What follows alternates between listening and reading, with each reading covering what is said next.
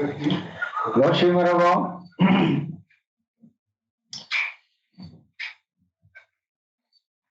Om Sri Kalki Vaishnave Namah. Om Sri Kalki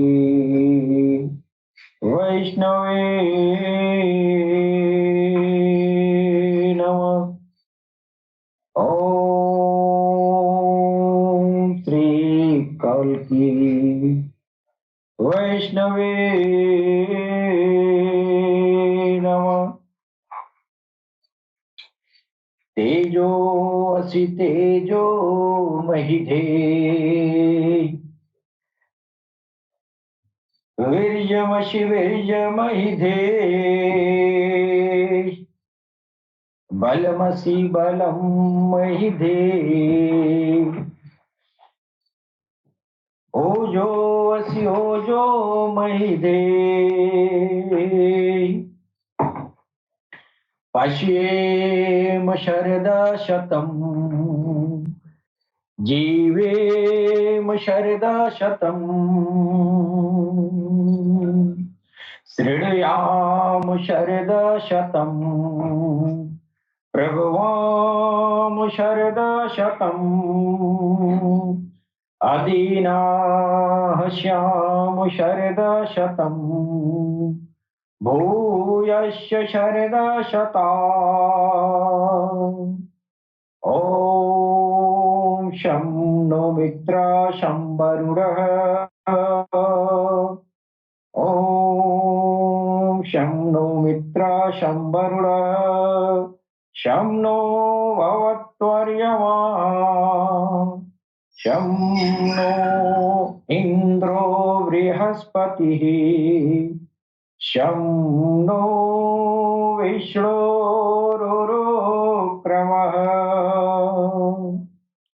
ॐ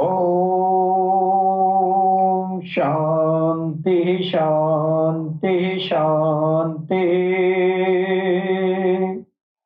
ॐ पूर्णमदः पूर्णमिदं पूर्णात् पूर्णमुदच्यते पूर्णस्य पूर्णमादाय पूर्णमेवावशिष्यते ॐ शान्ति शान्ति शान्ति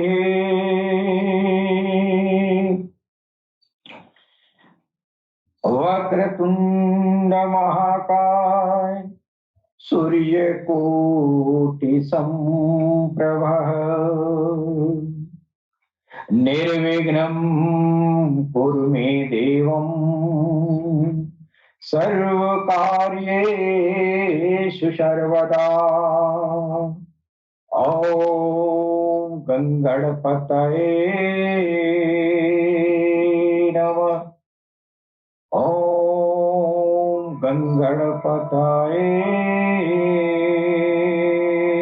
नमः ॐ गङ्गणपतये नमः। सबसे पहले हम अपने भगवान सतगुरु के चरणों में भगवान श्री राम की धरती से मैं कोटि कोटि नमन करता हूँ। तत्पश्चात हमारे जितने भी प्यारे भाई बहन हैं जो पूरी दुनिया में प्यार और मोहब्बत, अमन और शांति का पैगाम देते हैं, उन सभी भाई बहनों को मैं सर नवाकर प्रणाम करता हूँ।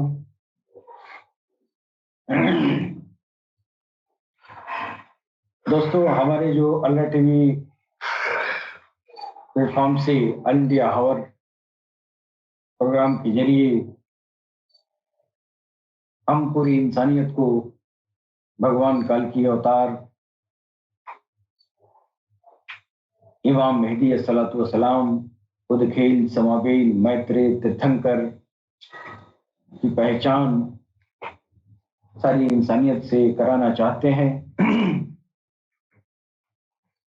हमारा लक्ष्य यही है कि सारी इंसानियत के दिलों में प्रभु का नाम चला जाए और सारी इंसानियत का दिल भगवान के नाम की ज्योति से जगमगा उठे, रोशन हो जाए, यही हमारा लक्ष्य है।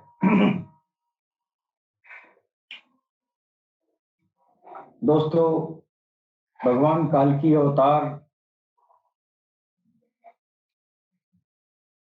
नरशंस, उदखेल, समावेल, मैत्रेय, तीर्थंकर, अरिहंत और इमाम मेहदी अस्सलातो अस्सलाम, वो एक ही हस्ती का नाम है और उस हस्ती की पहचान पूरी इंसानियत के लिए परम आवश्यक है। दोस्तों, हर दिन हर धर्म में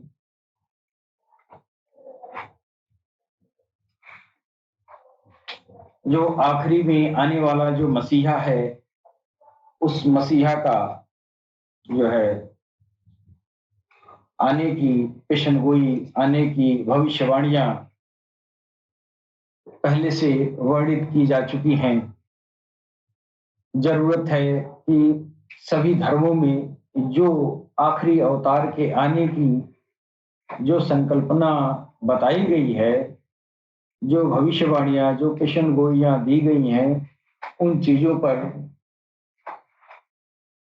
हम अपना ध्यान आकृष्ट करें ताकि उस वास्तविक कल की अवतार इमाम मेहदी अस्सलातु वस्सलाम, उदखेल, समावेल, मैत्रेय, तीर्थंकर, जो यूनिवर्सल सेवियर हैं, उनकी पहचान की जा सके और सारी इंसानियत उससे प्रलाभित हो सके। इसलिए इस सांप्रदायिकता की इस आंधी में आज उस मसीहा की बहुत ही जरूरत है, चाहे वो दुनिया का कोई भी हो, कोई भी इंसान, किसी भी समुदाय, किसी भी धर्म या दीन से आता हो, सबके लिए उस मसीहा की जरूरत आज के दौर में परम आवश्यक है। उस मसीहा को जाने और उस मसीहा के जो आध्यात्मिक प्रलाभ है उससे लाभान्वित हो।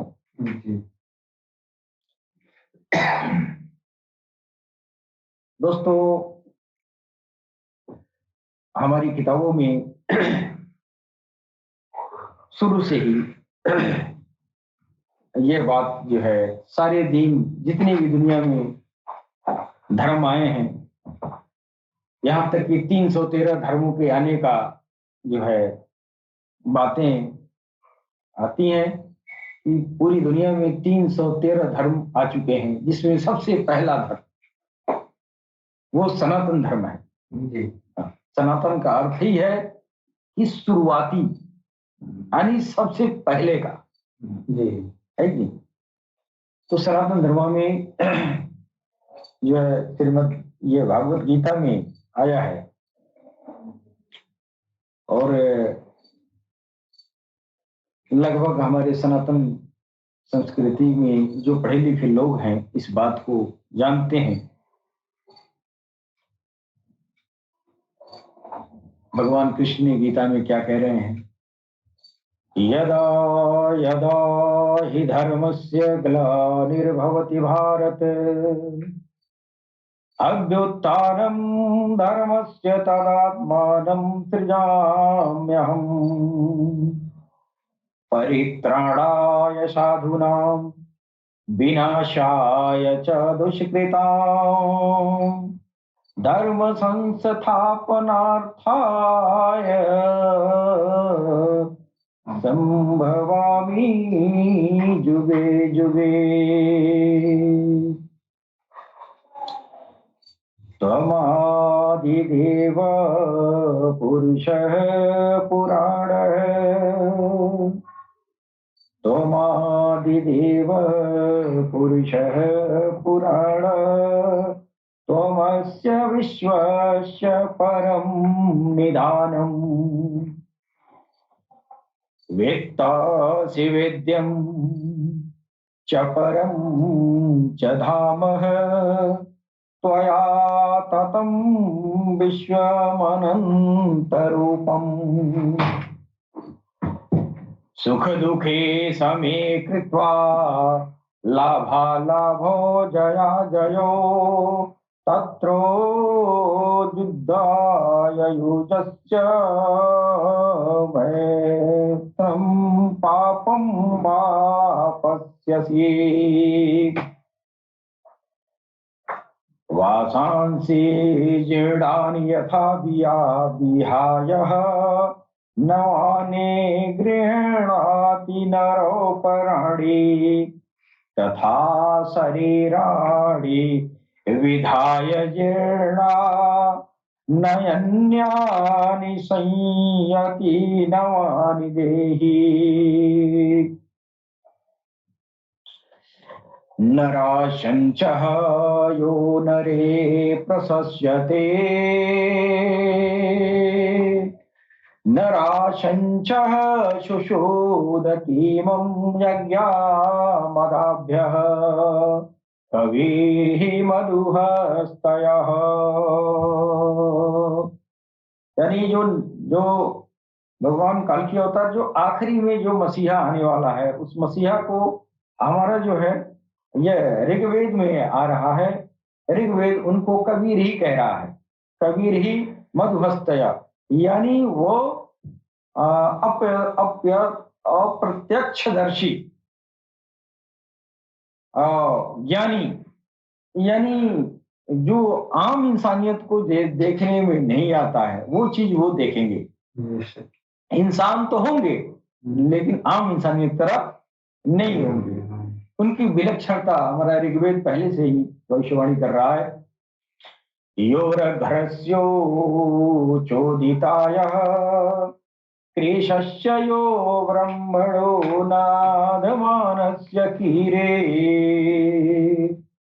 नराशंसा प्रतिधामान्यदन्तिस्रो दिव प्रतिमहास्वर्ची।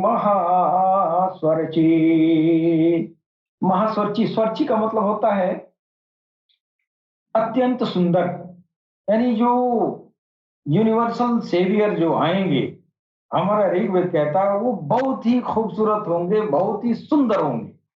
स्वच्छ का मतलब होता है ऐसी सुंदरता जिसका कोई जवाब ना हो। नराशंच प्रतिभा मान्य जन्तिस्त्रो दिवः प्रतिमः स्वरचि। अब आगे जो है उस आने वाले आखिरी अवतार के बारे में वेद जो है कह रहा है, नरशंसः मिहि प्रियम् इस्मिनद्य उपहनये मधुजीवनम् हविषकृतम्। यानी वो उनकी पहचान ये भी होगी कि अत्यंत मृदुभाषी होंगे, अत्यंत मृदुभाषी होंगे। वेद पहले से पहचान करा रहा है इंसानियत को कि देखो जो आखिरी में जो आएंगे वो कलयुग का दौर होगा जिसमें इंसानियत जमीन से उठ चुकी होगी। उस समय उनका पदार्पण जमीन पर आना होगा। फिर वो उनकी पहचान अत्यंत सुंदर और अत्यंत मृदुभाषी। सरकार गौहरशाही की भाषा अभी भी यूट्यूब पर सुनिए। सरकार गौहरशाही की जुबान, उनकी आवाज, उनकी वाणी कितनी मधुर लगती है, कितनी मधुर लगती है, आम इंसानियत से अलग। वो वाणी, उस तरह की आवाज किसी की है ही नहीं है। आप ख्याल किए होंगे।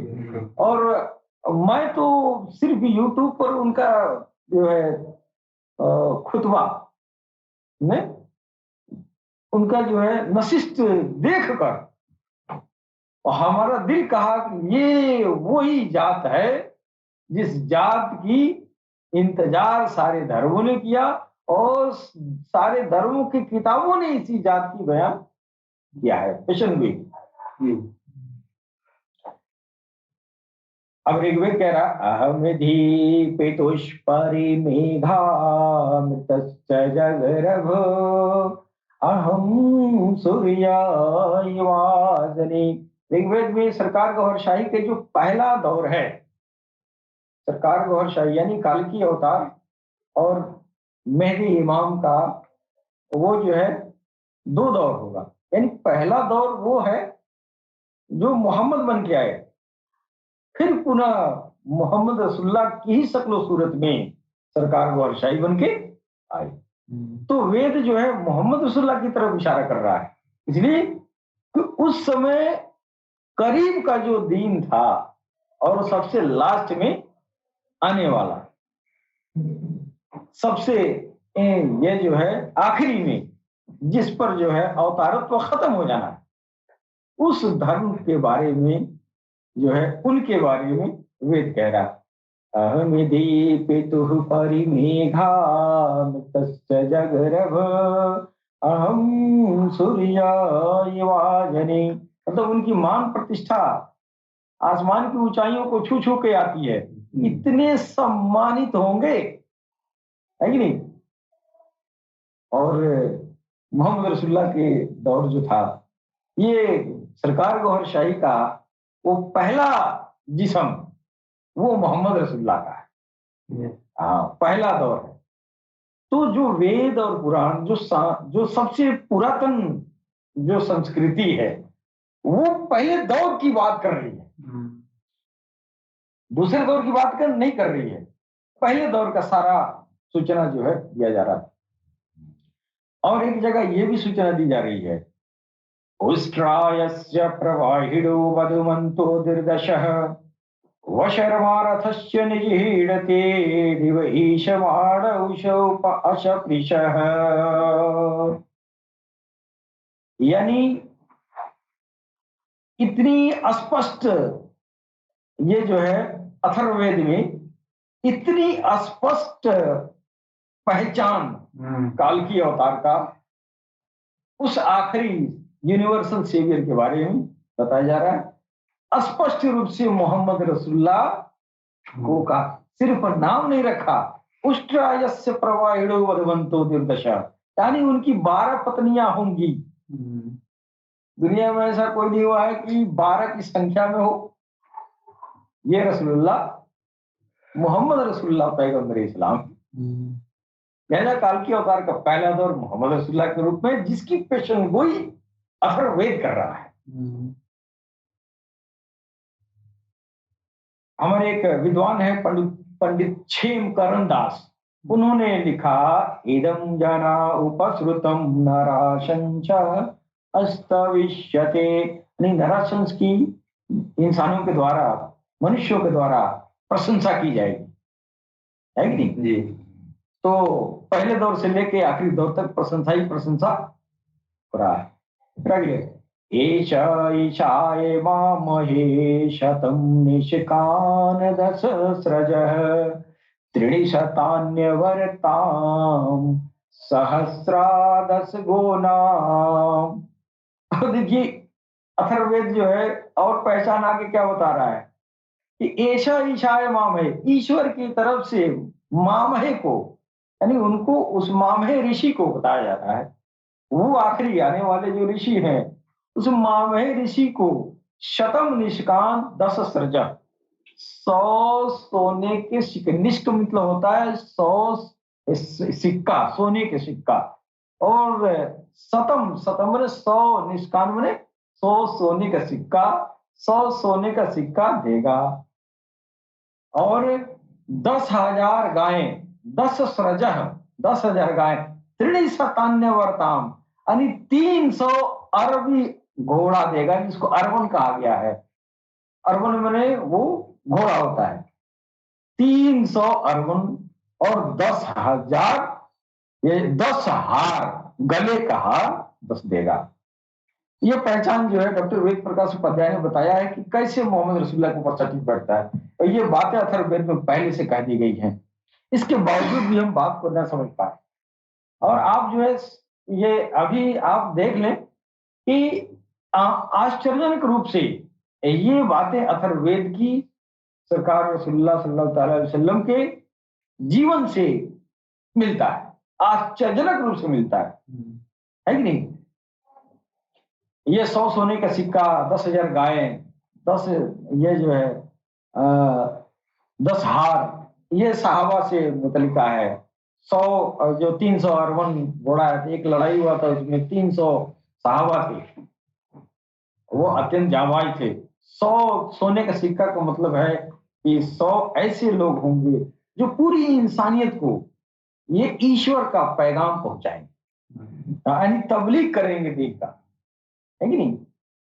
और ये जो है ये जो है 10 आपके गले का हार देंगे, तो 10 गले का हार का मतलब ये कि 10 लोग ऐसे थे जो सरकार हुजूर पाक को, मोहम्मद रसूलुल्लाह को चारों तरफ से घेरे रहते थे, यहाँ तक कि ये जंग में उनके ऊपर तीर तरकस जलता था तो ये लोग अपने सीने पर रोकते थे, लिहाजा वो गले के हार के मुताबिक 24 घंटा उनके संरक्षण में रहे, है कि नहीं।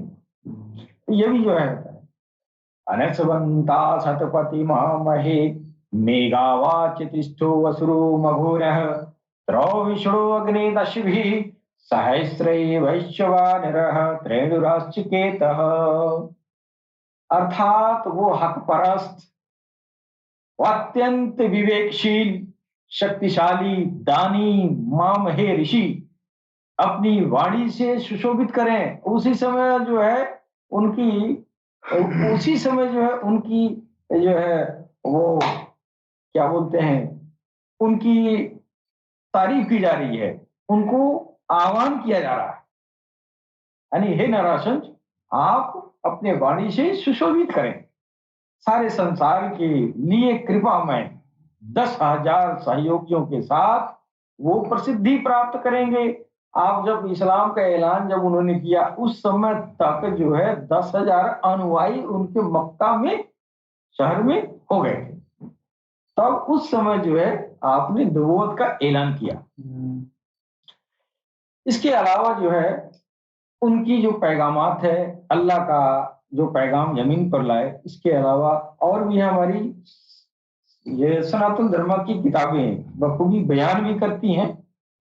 हालांकि कट्टरवादी मानसिकता के लोग जो कूप मंडूक हिसाब किताब के लोग हैं, तो वो लोग जो है स्वार्थ के वशीभूत जो है अपनी अपने अनुसार अपने ही धर्म ग्रंथों को फेक करार देते हैं, ये फेक है, ये ओरिजिनल है, ये फेक है, वो सही है, वो गलत है।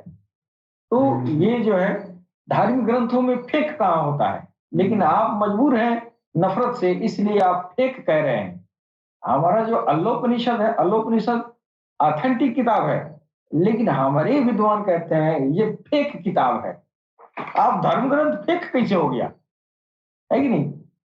तो ये जो है अब लोगों की नफरत वाली मानसिकता है, असलियत के पास जाना नहीं चाहते हैं, लिहाजा जो है अच्छी बातों को लोग जो है ये करते हैं। और भी जो है दिया गया है हमारे कल के पुराण में, द्वादश्याम शुक्ल पक्षस्य माधवे मासी माधवम जातो ददृशतुः पुत्रम पित्रो हृष्टमानसो, यानी उनका जो है ये शुक्ल पक्ष के द्वादशी तिथि को, यानी 12वीं तिथि को ना, 12वीं रबी अव्वल को उनकी पैदाइश होगी, जो दुखी मानवता जो है उनके पैदाइशी से सुखी हो जाए जी। तो जाहिर है कि मोहम्मद रसूलुल्लाह जब आए जमीन पर, तो उस समय क्या हुआ था ना, उस समय तो अरब में बहुत ही कली का प्रकोप था, इतना कि इंसान इंसान को खाता था। इंसानियत इस तरह अपने अपने अनानियत में थी कि बात बात पे तलवार निकल जाती थी और कत्लो गारत होती थी, और उस समय कोई धारा नहीं था, कोई कानून नहीं था, है कोई जो है प्रशासनिक व्यवस्था ऐसी नहीं थी। लोग जो है औरतों को, अपनी बेटियों को जिंदा जमीन में गाड़ देते थे। इस तरह की पतित इंसानियत हो चुकी थी। उस दौर में आपका आगमन हुआ, वो कलयुग का घोर एक अवस्था थी। फिर दूसरी कलयुग की ये घोर अवस्था अब आ गई है, लिहाजा वही नराशंस, वही मोहम्मद रसूलुल्लाह, वो इमाम मेहदी बन के आ गए। अब फिर वही जो है दुखी इंसानियत के दिलों को चमका रहे हैं और दिलों से दिलों को मिला रहे हैं जी। तरीका अलग है। उस समय जंग करना पड़ा, इस समय दिलों से दिलों को मिला रहे हैं। बेशक। है कि नहीं? उस समय तलवार से जंग करना था, इस समय अपने नफ्स से जंग करना है कि नहीं? तो जिहाद उस समय भी था, जिहाद इस समय भी था। रसूलुल्लाह से किसी ने पूछा कि या रसूलुल्लाह अब लड़ाई वड़ाई नहीं होगा, लड़ने भिड़ने वाले लोग तो बैठे बैठे उठा गए थे, तब इस्लाम कायम हो गया था, तो मोर्चा लग गया था लड़ने वाले लोग। तो पूछे या रसूलुल्लाह अब लड़ाई वड़ाई नहीं होगा? तो रसूलुल्लाह ने कहा कि देखो असली लड़ाई तो अब आने वाली है? असली लड़ाई तो अब आने, जो तुमने लड़ाई किया है वो छोटी लड़ाई थी।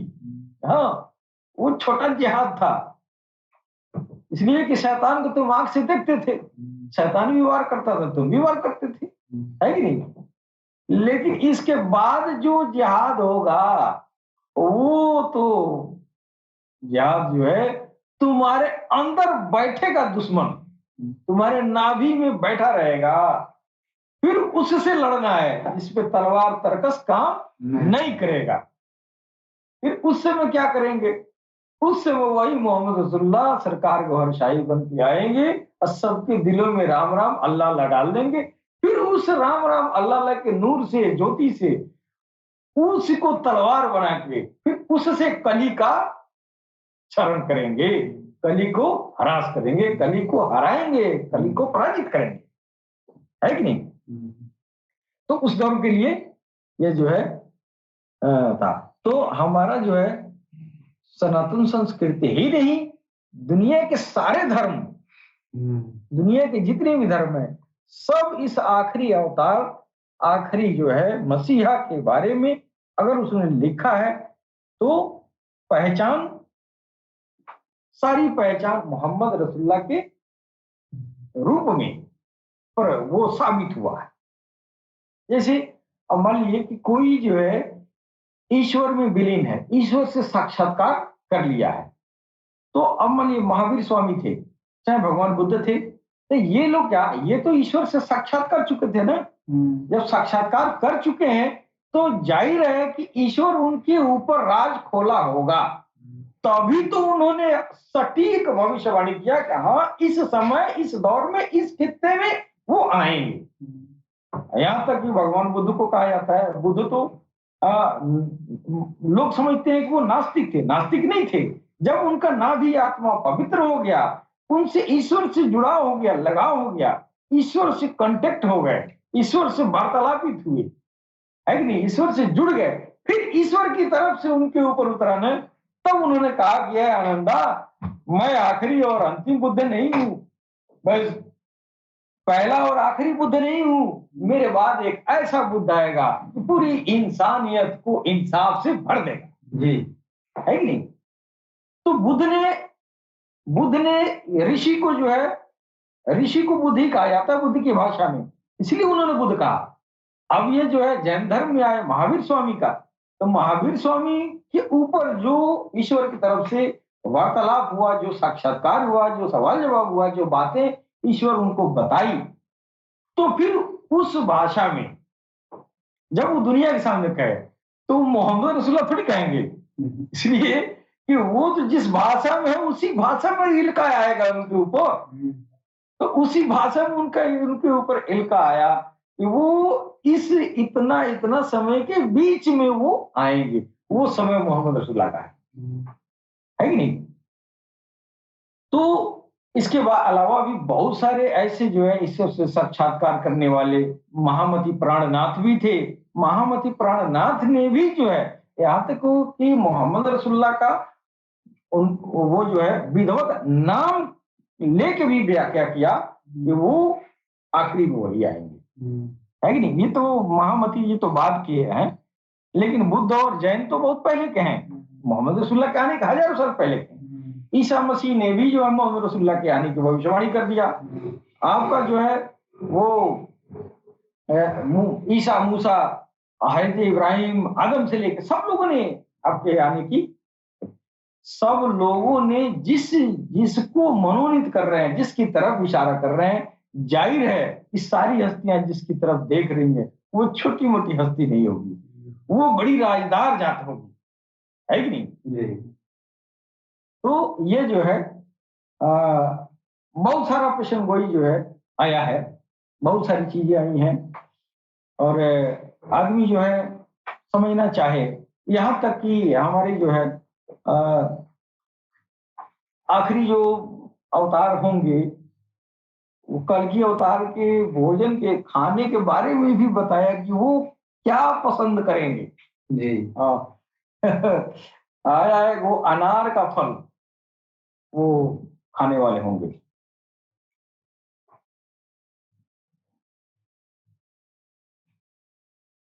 कल्कि का मतलब होता है, कल्कि का ये जो है, ये वाचस्पत्यम और शब्द कल्पतरु, वो सनातन धर्म की डिक्शनरी है, जिसमें कल्कि का मतलब लिखा गया है अनार का फल खाने वाला। अनार या अनानास, अनार, कहीं अनानास भी है, तो वो अनानास और अनार को पसंद करने वाले, या तो अनानास हो या अनार। अगर अनानास मान रहे हैं तो भी सरकार गौहर शाही को अनानास बहुत पसंद था, और अनार भी मान रहे हैं तो सरकार हुजूर पाक सल्लल्लाहु अलैहि वसल्लम को अनार बहुत पसंद था। ये उनके भोजन, ये जो है नाश्ते का फलों में सबसे उपयुक्त फल आप जो है माने। तो कल्कि का एक मतलब होता है जो है अनार का फल खाने वाला, जी। है कि नहीं? तो और भी बहुत सारे जो है बातें आई हैं, वो 8 गुणों से, 8 गुणों से युक्त होगा। अष्टौ गुणा पुरुषं दीप्यन्ते, प्रज्ञा च औल्यं च दमश्रुतं च प्रक्रमाश्च बहुभाषिता च दानं यथाशक्ति कृतज्ञता च। यानी महान ज्ञानी उच्च वंश में आएंगे, आत्मनियंत्रक होंगे, श्रुति ज्ञानी होंगे, पराक्रमी होंगे, अल्पभाषी होंगे, दानी होंगे और कृतज्ञ होंगे।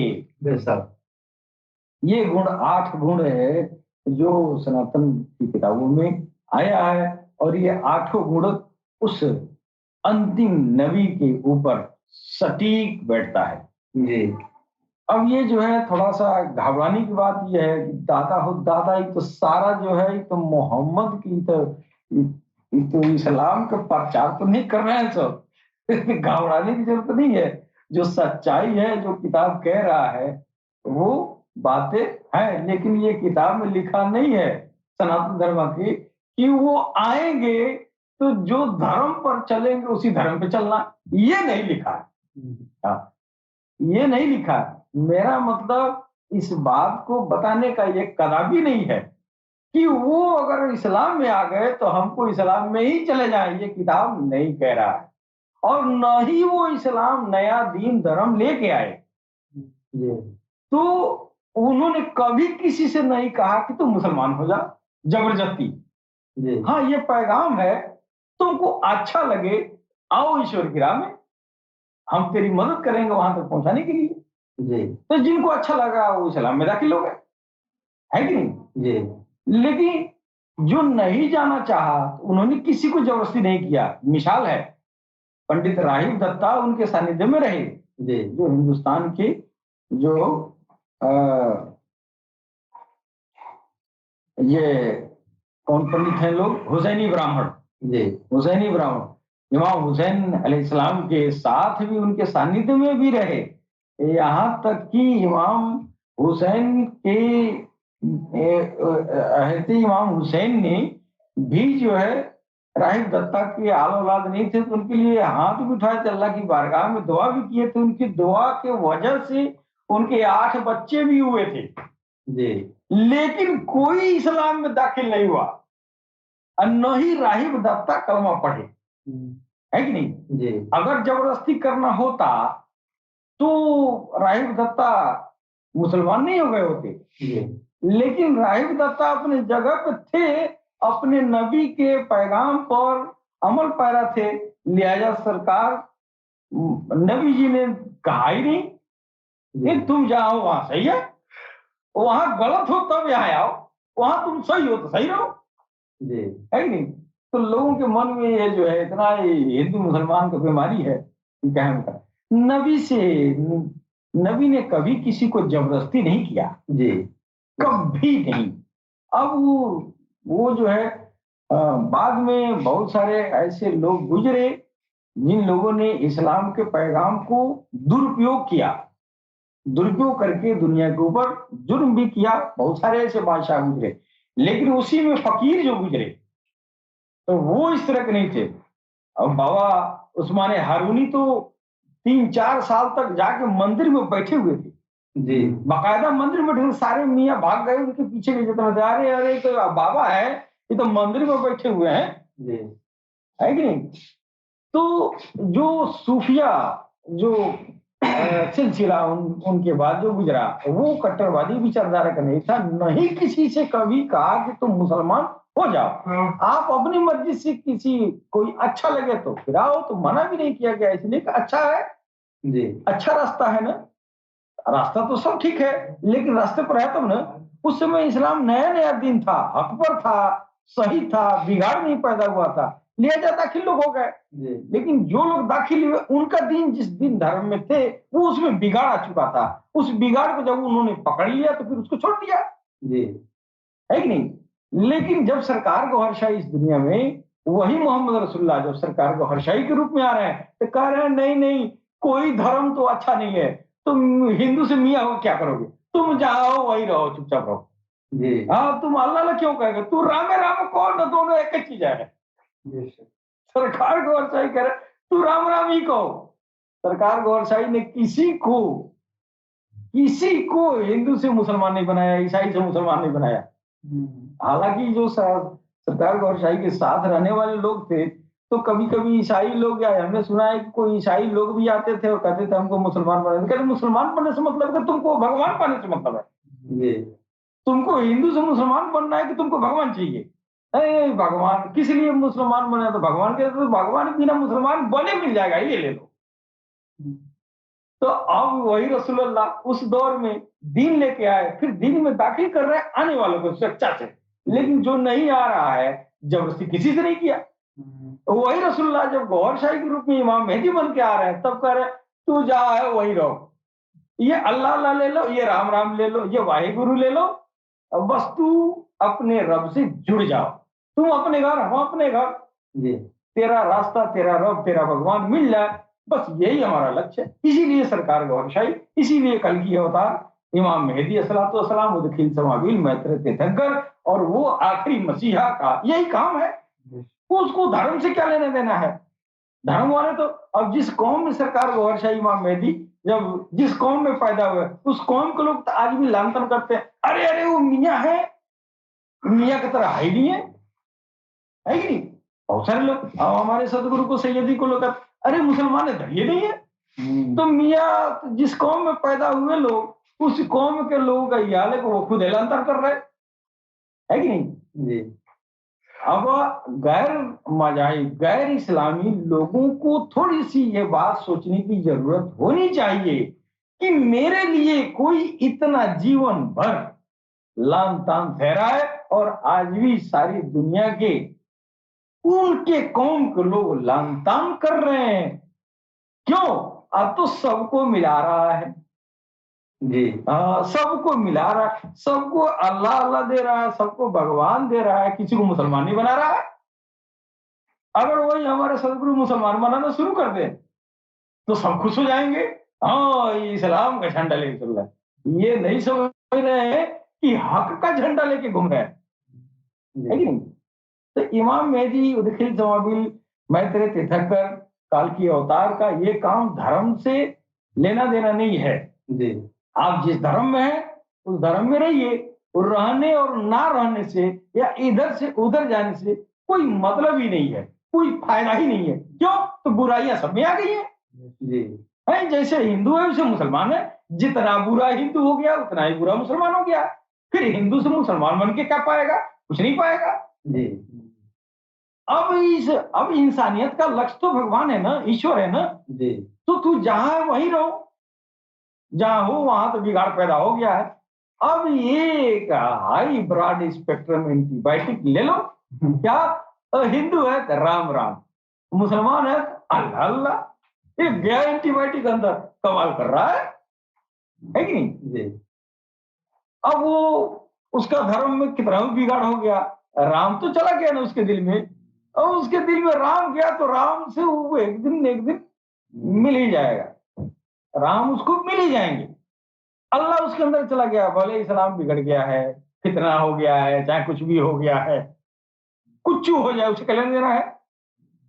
एक आम मुसलमान को अल्लाह चाहिए ना, उसको अल्लाह बिना हरे फिटिकरी का अल्लाह मिल गया, उसका दिल अल्लाह अल्लाह हो करने शुरू कर दिया, उसकी रूहानी मनाजिल शुरू हो गया है, राह तरीकत पे बस एक नजर में चलना शुरू कर दिया। उसको अल्लाह ही तो चाहिए, है कि नहीं? अब रोजा नमाज जकात कितना करता रहा, उम्र भर इबादत करता रहा, उसका नफ्स नहीं पाक हुआ, क्या फायदा है उसको करने से? सरकार गौर साई जब इमाम मेहदी बन के आ रहे थे, इमाम मेहदी का चेहरा चांद में देख के 3 बार अल्लाह अल्लाह कहे कि अल्लाह या इमाम मेहदी सलाम आप मेरी मदद करें, मेरे दिल में अल्लाह अल्लाह बसा दे। तो उसके दिल में अल्लाह लग गया। अब वो रोजा रहे या न रहे, इसलिए रह भी रहा है तो भी कोई फायदा नहीं है, नहीं रहेगा तो भी कोई फायदा नहीं है है कि नहीं? और फायदा तो उससे हो रहा है, उसके दिल में अल्लाह अल्लाह चला गया ना, उससे अल्लाह अल्लाह हो रही है, उससे उसको नूर बन रहा है, उससे उसकी जो है रूहें मुनव्वर हो रही है, उससे वो दीदार तक पहुंच रहा है। तो फिर वो करे तो न करे तो कोई फर्क नहीं पड़ता है। लिहाजा कभी गौरशाही किसी को कोई जबरदस्ती किए नहीं। हाँ, तू जहां है जैसा है वैसा कर, बस अल्लाह अल्लाह ले लो, बाकी तुमसे मतलब नहीं है कि नहीं? तो ये चीजें जो है कल की अवतार का ये काम हो रहा है। जी अब ये इंसान जो है, चूंकि जो काल की अवतार है ना, बड़ा ये छुपा रुस्तम है। आमतौर से इंसानियत जो है, अब मुसलमान है तो ये सोचता है इमाम मेहदी आएंगे तो सारे हिंदुओं को काट देंगे तलवार लेके। जी हाँ, तलवार लेके काट देंगे, वो इमाम मेहदी होंगे। ये लोगों का ये ख्याल है। और हिंदुओं का क्या ख्याल है?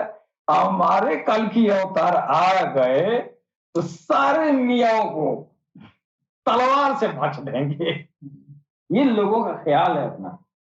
लेकिन ऐसा नहीं है, वो तलवार से, ये बताओ इस परमाणु युग में तलवार लेके आएंगे, कितना मियाँ काटेंगे? कल की अवतार तलवारें लेके आ जाए, घोड़ा पे चढ़ के आ जाए, हैं तो कितना मियाँ काटेंगे? और परमाणु का युग है ना, तो कल की अवतार इतना बुर्बक होंगे कि जहां बम गिराने से 1 लाख लोग एक बार मर जाते हैं, तो हेतु मुड़ के तलवार लेके कितने लोगों को काटते रहेंगे। लिहाजा ये तस्वर लोगों का गलत है।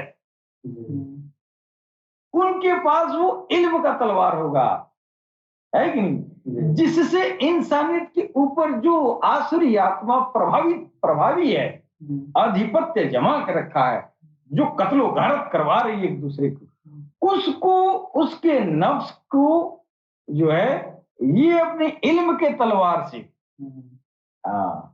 अपने तालीम की तलवार से सारी इंसानियत के नफ्स को बंद करेंगे।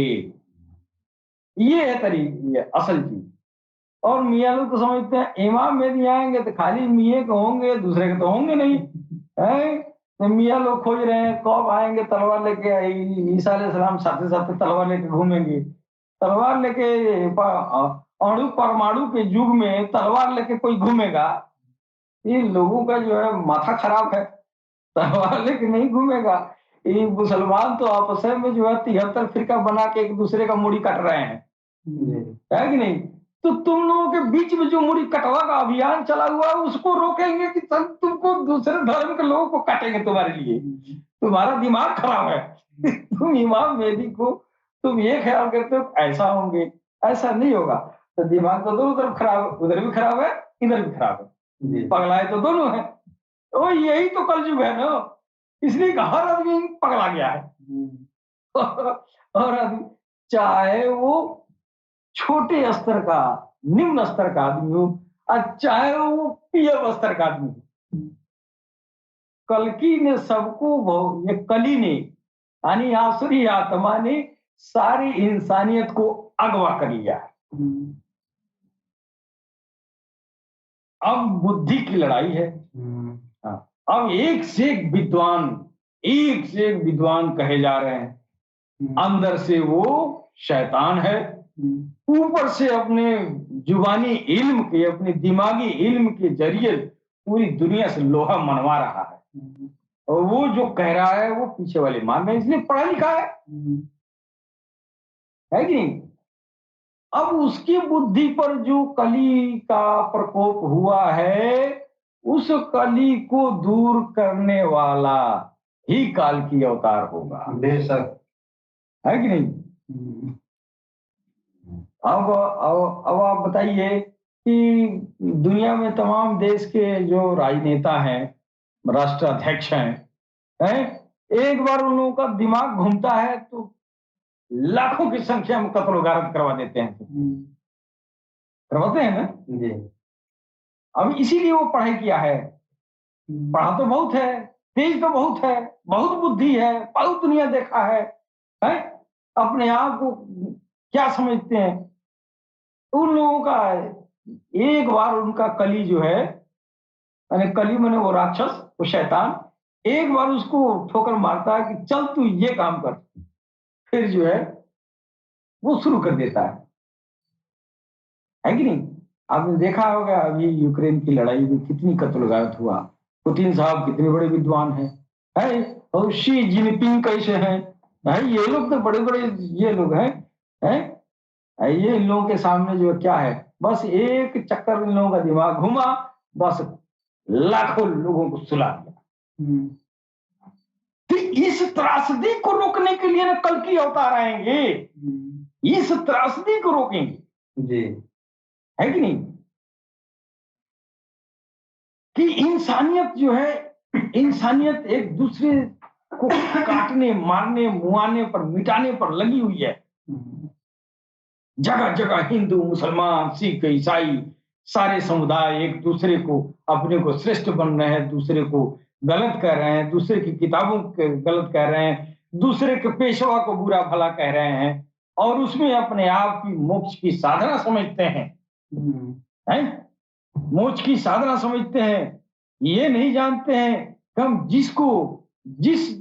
जिसको हम जिस पेशवा को बुरा भला कह रहे हैं, क्या पता वो मेरा काल की अवतार हो, क्या पता वो मेरा काल की अवतार हो। हमारी बुद्धि तो घूम गई है, हम अपनी ही किताब नहीं पढ़ रहे हैं, अब किताब अपना नहीं पढ़ रहे हैं और हम अपने ही कल की अवतार के पीछे उन्हीं को गाली देने पर लगे हुए हैं। यार अनजान में कितनी बड़ी गलतियां हो जाती हैं इंसान, अनजान में कितनी बड़ी बड़ी गलतियां हो जाती हैं। अरे इंसान तो इस स्तर पे आ गया है कि एक दूसरे भाई को काट मार रहा है, गाली दे रहा है और क्या क्या कर रहा है, उसके नबी, पैगंबर, अवतार किसी को नहीं छोड़ रहे।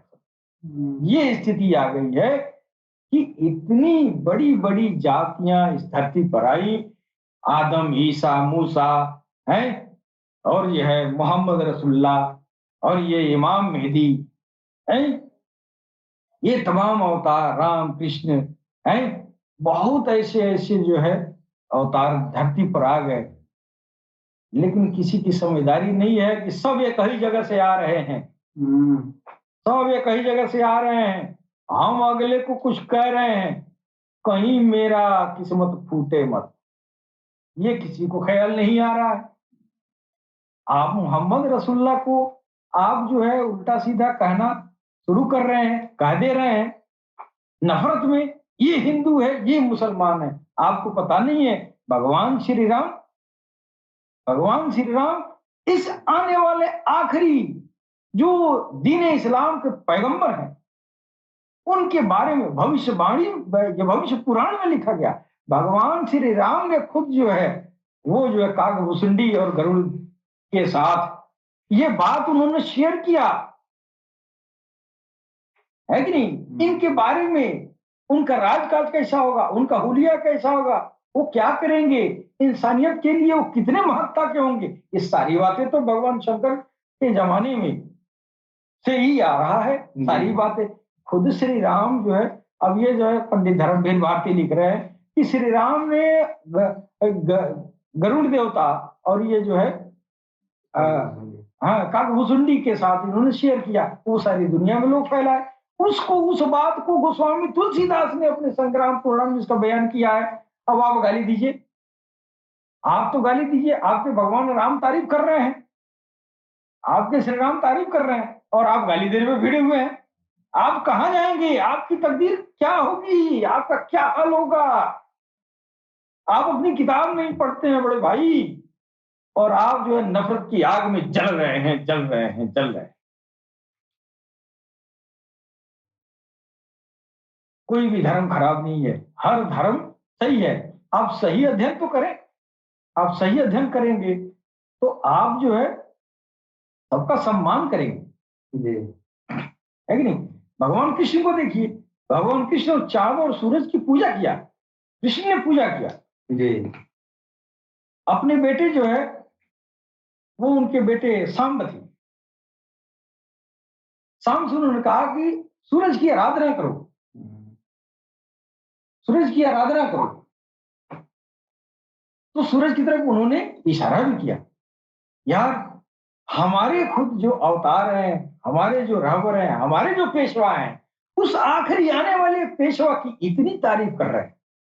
सूरज और चांद की इसीलिए पूजा किया गया, सूरज और चांद में उस आखिरी अवतार की जो सरकार को हर्षाई के रूप में आज दिखाई दे रहे हैं।